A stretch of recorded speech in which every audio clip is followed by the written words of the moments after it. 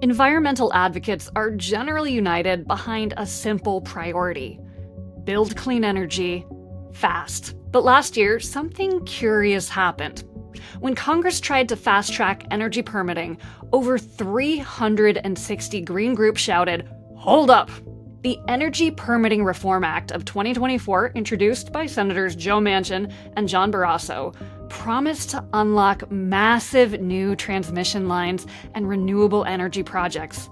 Analysts projected it could drive huge emissions reductions, accelerating the shift to clean power. On paper, this should have been a win for environmentalists. But the bill came with a catch. It also opened the door to more oil, gas, and LNG. And the fast tracking of processes for both clean and dirty energy raised alarm.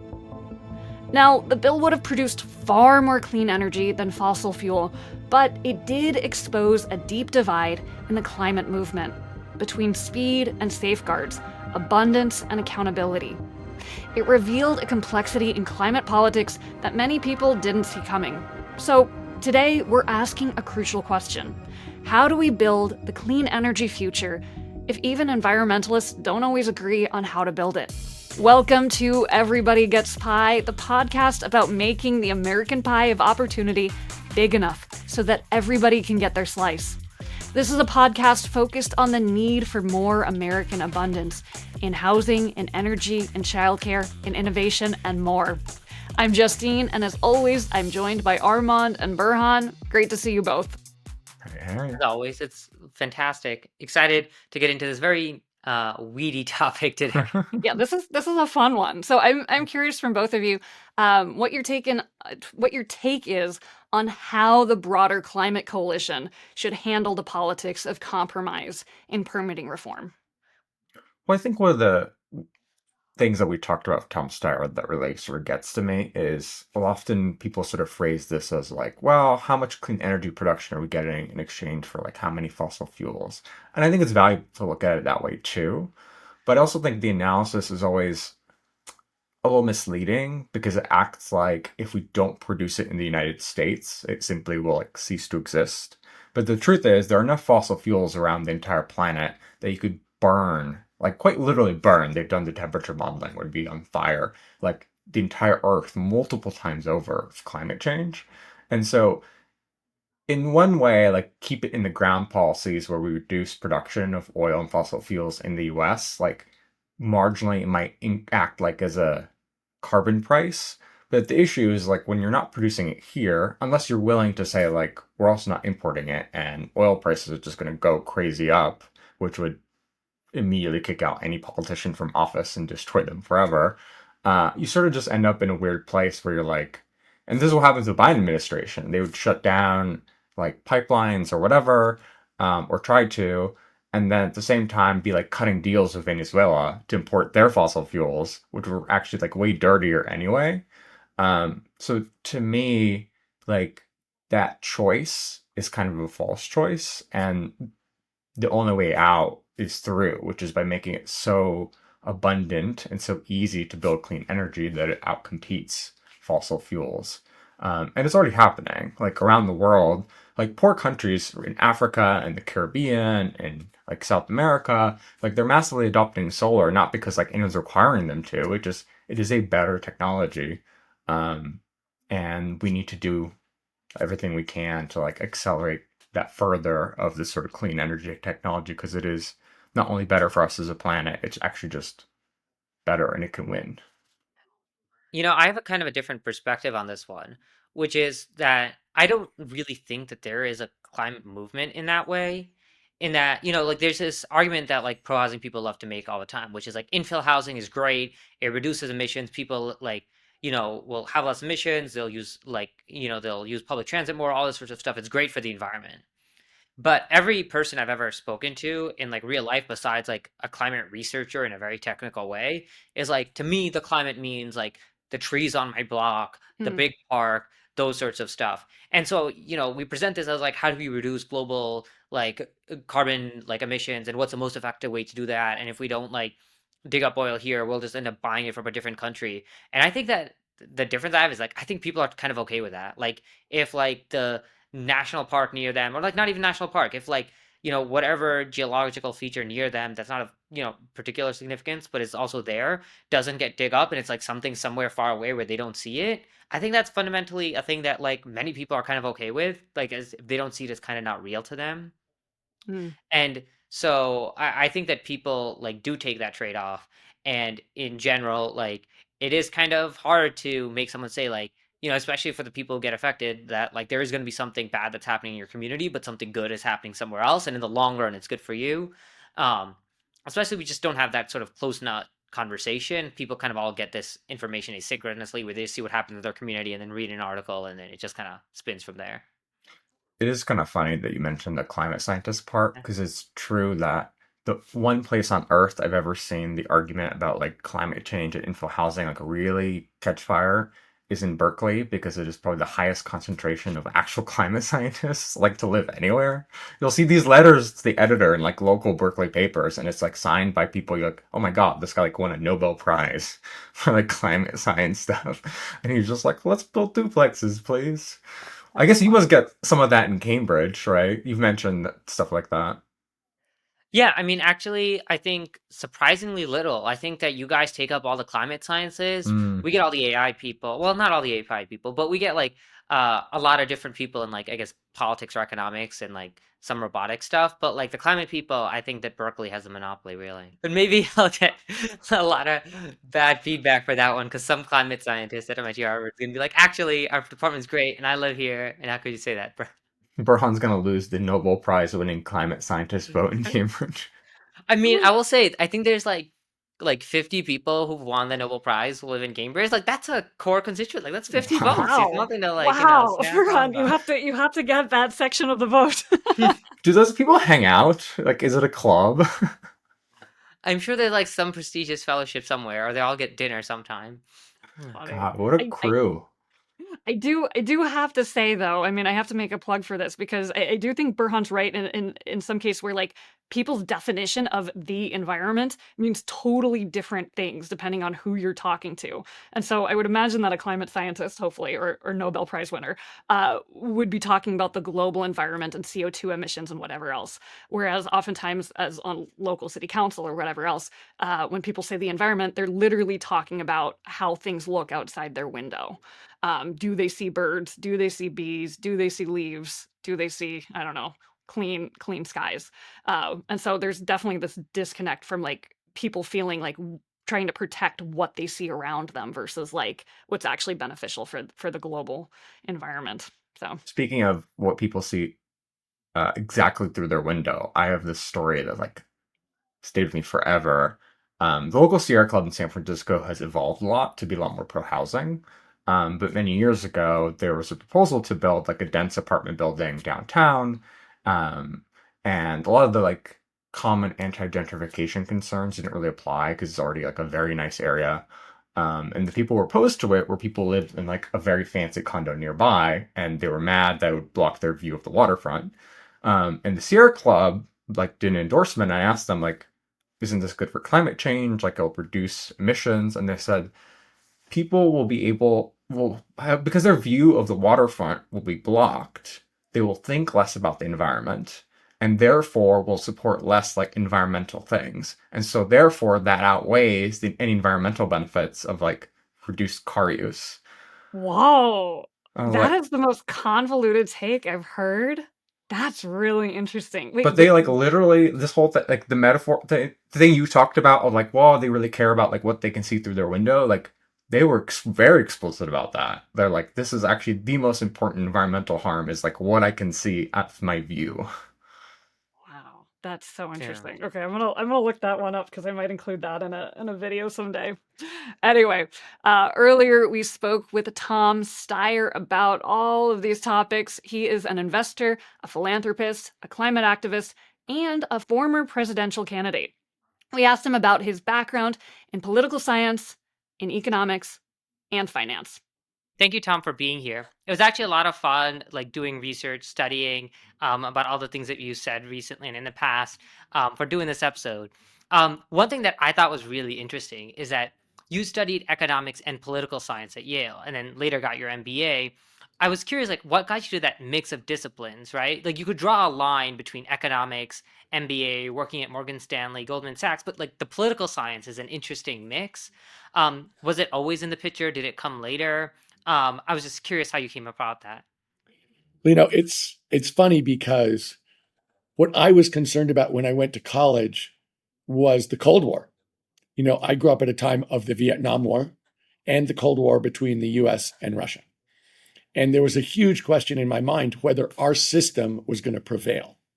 Did we, in fact, have the system that would work, or were we, in fact, at a disadvantage to the communist confederation in the east of Europe? And so that's really what I was studying. And I can tell you, I left college with complete confidence that we would beat them, hands down, which turned out to be true. Because basically what I discovered and what I believe to this day is this: I believe in dispersed decision making. I believe that 330 million Americans making decisions are smarter than any 10 people, any 100 people, or definitely any one person. So when we looked at our system, where the market was pricing things and demanding things on a real-time basis with 330 million people making decisions, I knew they could never beat that with a centrally organized system because, you know what, they couldn't figure out how many nails to make. We never even had to think about how many nails to make. We only had to think how many nails we wanted. And I also felt as if that is a really efficient system, but it's a system, capitalism really only works in a society with a framework that works. So the politics is really important. And that politics is rule of law, an objective justice system, and data-based decision-making in politics, not interest-based decision-making. And for all those reasons, I came out of college saying, I know the system that works. I can see it working. I can stop worrying about this because they can never compete with us. Fast forwarding a little bit, you built and then ran Farallon Capital. And then in 2012, you actually stepped down to focus full time on climate and public service. So, how did you go from running a capital firm all the way to climate and public service? Well, I mean, in the most micro sense, my family and I went up to Alaska because I'd worked in Alaska in a summer and I wanted to show them North America before the Europeans showed up. I wanted to show them North America in the raw with all the birds and fish and mammals, that this is what it looked like when we were a truly abundant natural world. And we did see that in it. I find that incredibly important. But we also saw that Alaska was melting and it was really obvious. And we all came back home and sat around the kitchen table and said, I mean, is this it? Like, is this the place where we can contribute? And we thought, yeah, this seems like a perfect thing for America to do, that we have all of the framework and capability and technology to both solve this and to make ourselves richer and more prosperous and more just if we do it. Now, having said that, I also felt by the end of 2012, when I stepped away from both Farallon and being a partner at Hellman and Friedman, I felt like, look, I can see the power on a daily basis of capitalism, but it's also really important that that framework be shared. And I have a really strong belief that the framework itself is so valuable, and it's been built over 1,000 years of people sacrificing for freedom and justice and rule of law, that I felt like that's something I want to do too. I want to be part of that tradition, which is let's set up the framework for everything to work. But that framework, I was worried was going to be lost. And I wanted to be part of the people saying, let's reinforce justice and freedom and rule of law and the American things that get us our prosperity, not just go for the prosperity. In your mind, is capitalism and climate ever at odds, or and how do you reconcile that? No, they're not at odds. And the answer, I think this is such a basic question when we think about energy and when we think about climate change. And that's this: in a just framework for capitalism and for the private sector, people who create things also have costs. And those costs include polluting the neighborhood. They should have to, if you build something and you pollute, you should have to clean up the pollution, and that's your cost, not the town's cost. And that's how I feel about climate change, which is if you're polluting, not everybody knew they were polluting and emitting CO2, but now we know you should pay the cost of, that you're incurring to society. And the idea that doesn't have a cost. The people in Pacific Palisades lost their houses and paid a cost. The innocent little girls in Texas going to camp lost their lives. They paid a cost. There are costs all over this world. And so for us to protect the natural world, which means protecting human health and human life, we need to take away the costs of pollution. And so from my standpoint, climate change, all we need to do is have a framework where people aren't allowed to pollute for free and then let them compete, and capitalism then works. But if you have a framework that is inadequate or incomplete, which we do, then you get the wrong answer because capitalism just goes.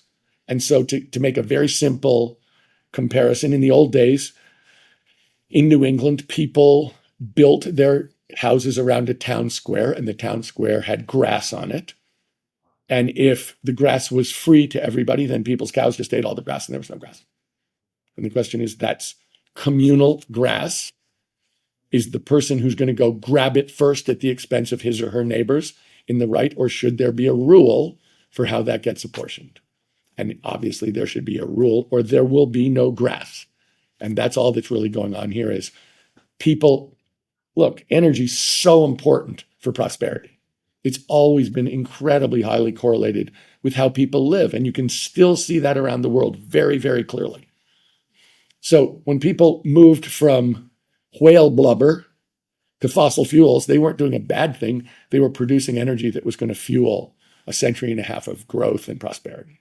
Turns out there was a cost to it that they didn't realize, that we didn't realize, that they should pay for if they're going to compete with clean electricity. And let me say, the electricity revolution is ongoing, it's unstoppable, and it's, I wrote a book, Cheaper, Faster, Better. It's cheaper, faster, better, and you really can't stop that.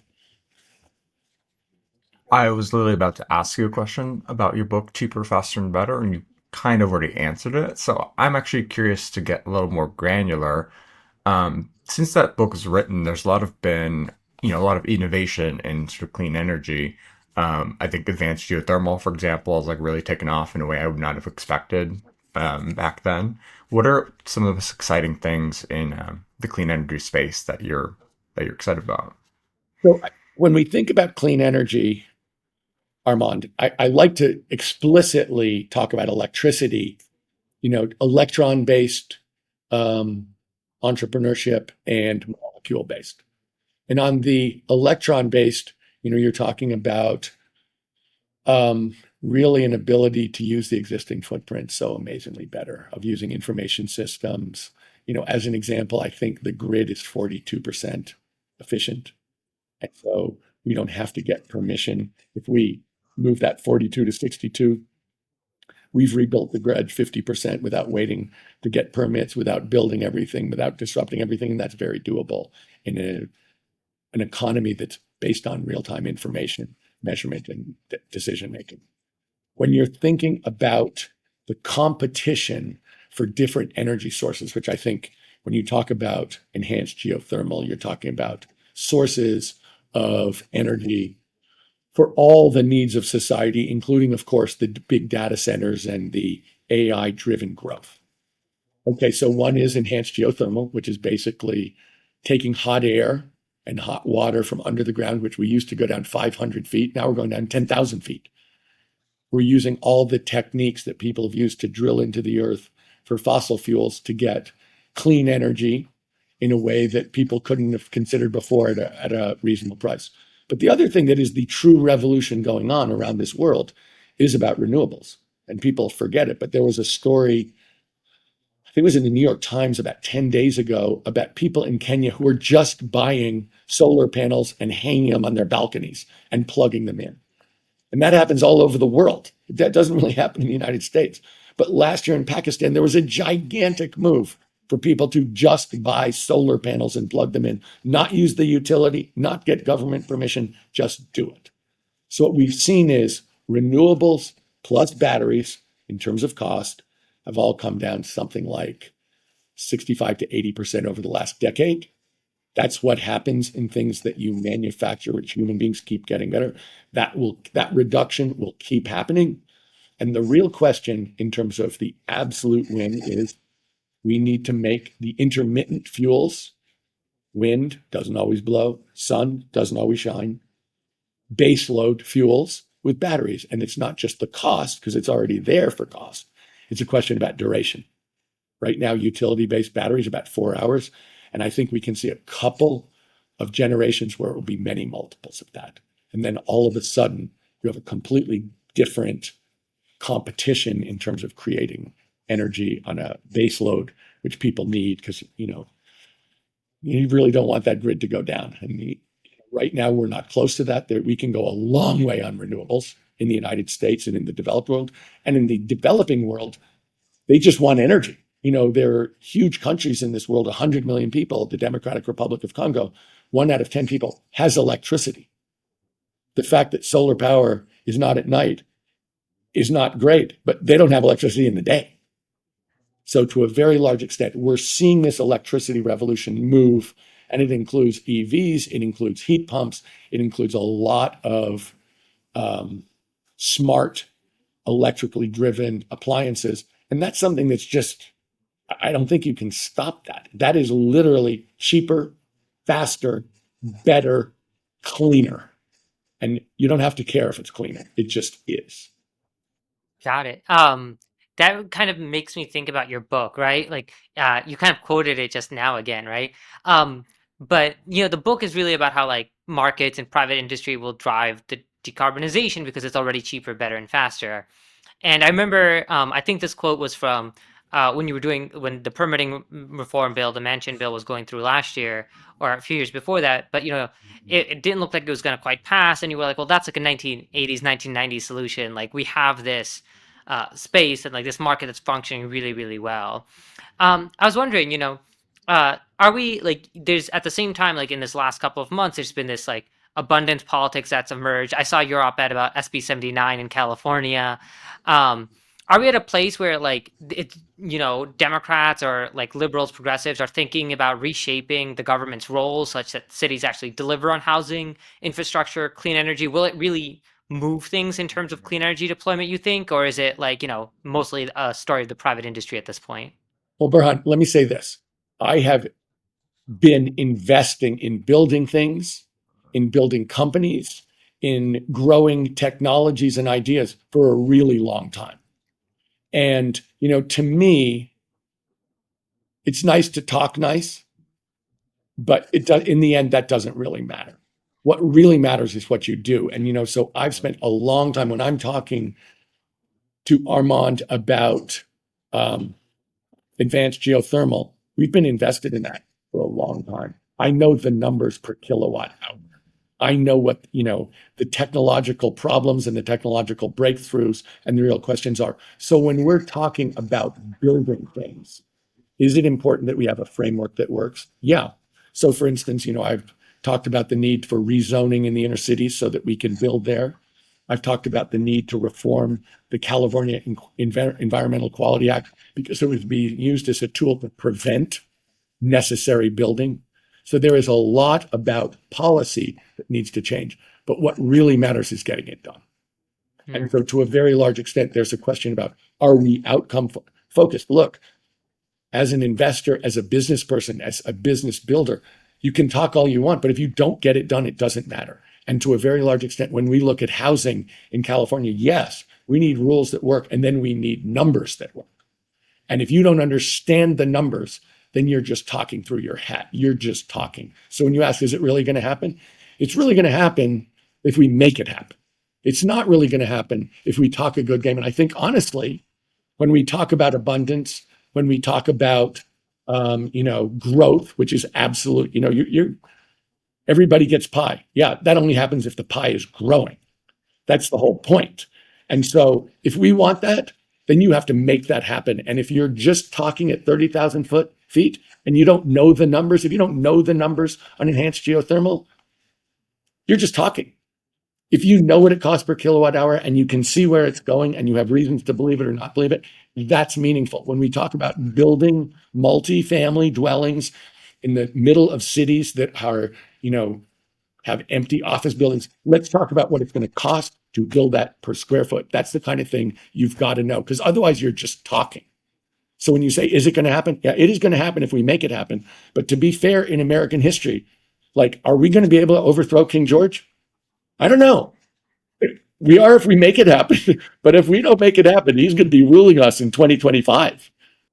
I just had a sudden image of us doing a podcast in 1770s era America.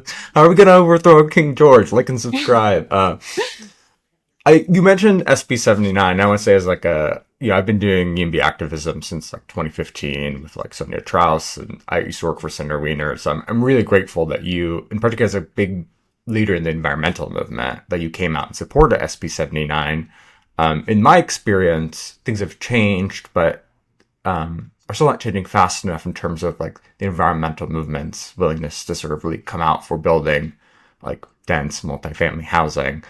I'm curious sort of what was your thinking behind writing that op-ed, why you felt it was important to speak up for it now, and how you think, I guess, what you would say to other environmentalists or the environmental movement about their need to embrace EMBism. Well, let's talk for a second about, that's a California rule that Senator Wiener's pushing, that I totally support. Let's talk about what it is to live in California as a human being right now. It's expensive.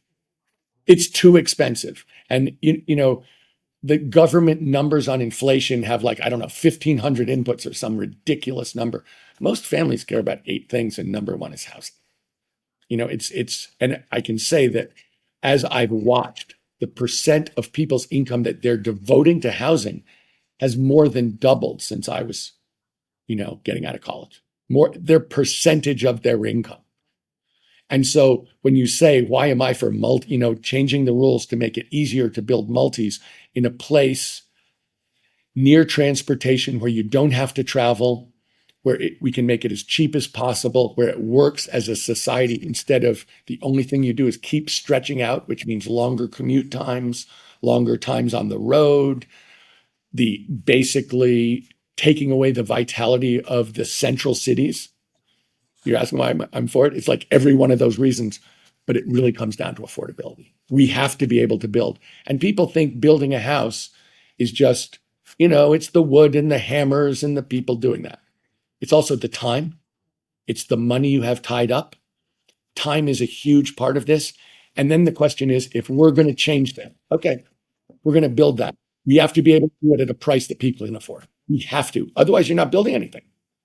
And so when we look at that, you have to know something about building.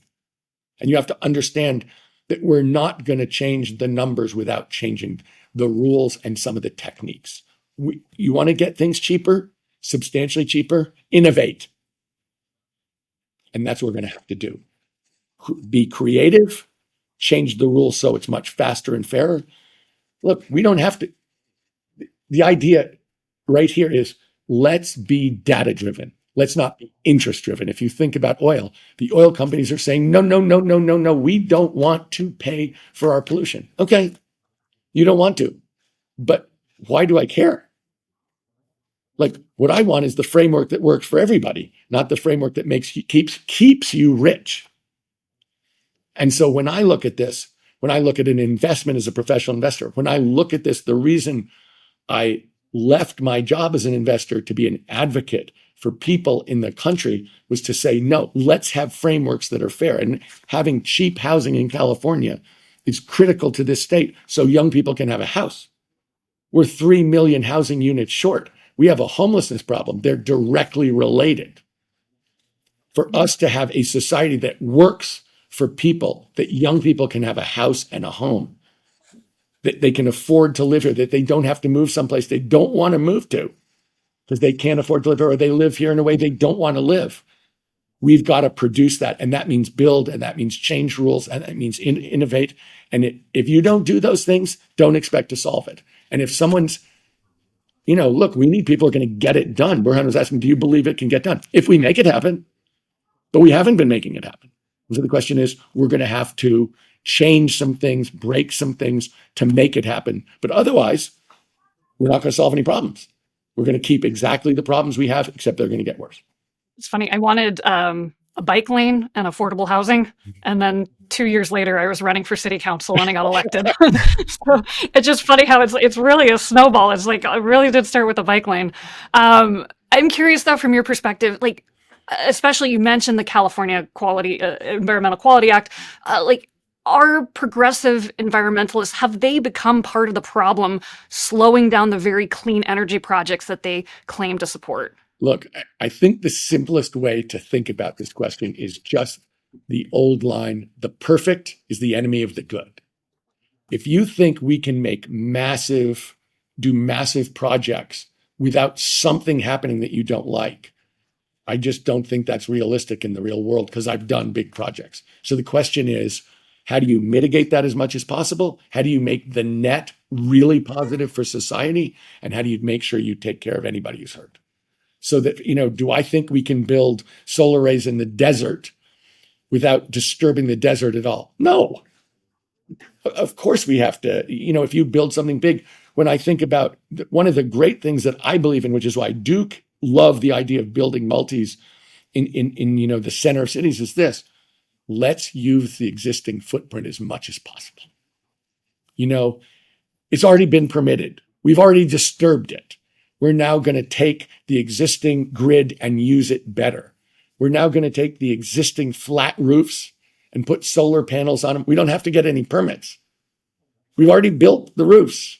We can produce energy. Let's figure out how to use the existing footprint more efficiently and better. And let's use technology to do it so that as much as possible, we avoid any of this negative side effects. But if you think you're going to do huge things without any negative side effects, then you're in California and you don't get anything done. We need to get things done. We need to build, and we need to do it in a fair way, but we can't take 10 years to get a permit. That's, it's kind of justice delayed is justice denied. Building 10 years from now doesn't help anybody, not for the next 10 years. And that's way too long to think of. So one thing you just talked about sort of is trade-offs. And I think in the discussion about sort of permitting reform around clean energy on a national level, there's always a sort of a question of like, well, if we allow this increase in clean energy, but Republicans demand like this increase in oil leases, is it worth it? And well, I don't think it's unfair to think that way. One thing I think about is that even if you sort of leave it in the ground in the US, if you're not building the clean energy to fill that void, it's likely that people are still going to want energy, and they're often going to import it from dirtier places, right? That are going to be more environmentally harmful.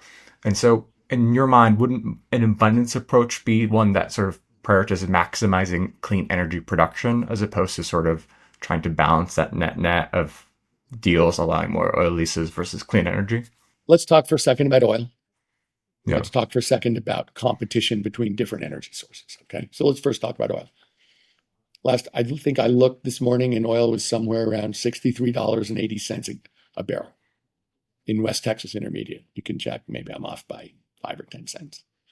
The marginal cost of producing new oil and gas onshore in the United States is about $60. So, the gross spread is something like $3.85. In the Persian Gulf, the marginal cost of producing a barrel of oil is somewhere around $8 to $12. So we're the biggest oil producers in the world. We do roughly 13.5 million barrels a day, excuse me. And I think that Saudis do something like 8.5. We're the biggest. We are the highest cost producer. So when you think about us as a country and think about where we're going, and think about the fact that I said, I believe electricity is unstoppable. Unstoppable. 60% of oil use, which is by far the biggest commodity in the world, is for transportation. If electricity is unstoppable, then you're going to have more and more cars sold as either EVs or plug-in hybrids, which is what is happening in China for the last 5 months. Over half the cars, it's by far the biggest car market in the world, is EVs or plug-in hybrids. And around the world, that's where it's going. The other 40% is chemicals and plastics. something that the oil industry sees as their future, their growth plan. But for anybody who has a teaspoon of plastics in their brain, which is everybody on this podcast, that doesn't seem like necessarily the best outcome. So when you ask me which way we should go, my answer to you is this. If everybody is in a framework where they're paying their full costs, so your costs of emissions, you're offsetting in some way so that you're net zero, just like enhanced geothermal. My attitude is, you want to lose your money? Go for it. You're a high cost producer in a commodity business where every single part of that is at risk in my mind. Now, they don't believe it. They believe that oil usage is going to go up, to the right for as far as you can see, and the prices are going to go up to the right for as far as you can see. But my point is, okay, as long as they're not causing harm to society, we don't have to put in rules. We have to put in rules because the framework is wrong. But my point is, electricity is winning. It's only going to win more. And so when we look at what's right for the United States, we should be allowing people to make, if you want to bet $1 billion on something and you're paying all your costs, and I think you're going to lose all your money, have at it, man. But if you're causing me pain, and you're causing people in Pacific Palisades pain, and you're causing little girls in Texas pain, then I think maybe you should pay for that. And under those circumstances, you don't have to make the decision. That's my point. If the frameworks are right, we don't have to wonder how many nails to make. Let 330 million people figure out how many nails they want. The problem we have is if the framework's wrong, then we have to make all kinds of decisions. So in terms of like the permitting reform stuff that's been happening in Congress, other sorts of trade-offs that we have on CEQA and everything, do you think that the framework is right? Like the thing I'm struggling with a little bit is like you talk about like you have to charge for all these externalities. It sounds like a little bit like a carbon tax, right? Or I think you've described somewhere like the IRA as like an inverse carbon tax, right? Yeah. Is like the framework right now where we should just be allowing people to make these decisions and then they bet on oil and we bet on clean energy and like we're just confident we're winning? Of course, the framework's not right. We're emitting as a globe 42 billion tons of CO2 a year. 3/4 of it comes from fossil fuels. You can put any number on it, and that's how much we're freely subsidizing fossil fuel producers. So of course the framework is right. What is true is clean energy is winning no matter what. It's like, yeah, there is this tilted field and we're having to run uphill, and we're running uphill faster than they can run downhill. So is that okay? Well, the truth is that's not a fair playing field. But you can see, if you look at what's happened recently, they are, for national security purposes, trying to stop offshore wind. What's the national security purpose? I'm sorry, I missed that. And they put out a paper, a scientific paper that was not peer reviewed to explain why CO2 is not harmful. And, it got an F from every scientist. They flunked their science term paper. They put it out and the professors around the world said, oh, by the way, you quoted me inaccurately. That's not what I was saying. I was saying the opposite. So in fact, when we look at this, it's very clear. I started by saying we need data-driven decisions, not interest-driven decisions. Interest-driven decisions are the person who's going to run that company is my nephew. He can't get any other job. That's an interest-based decision. We need data-driven decisions. And in all of this, then you let the market go. But that's what I believe in. And so when they talk about, should we have natural gas pipelines permitted? Sure, if they're paying their costs. But the problem is we have a system where we're trying to unscramble the egg. There are all kinds of things that are in there. And then once it's built, there's going to be more interest. Like we have to be able to sell it. You let us build it. You can't stop us from selling it. Well, it's not, you're selling stuff that's too expensive. What I see in this is clean energy is winning. It's going to win by more. It's going to be able to produce more at lower costs. We're talking about the ability to have a lot of cheap energy all the time. That's where we're going. And I think that people are basically hanging on to old technologies because they're really profitable.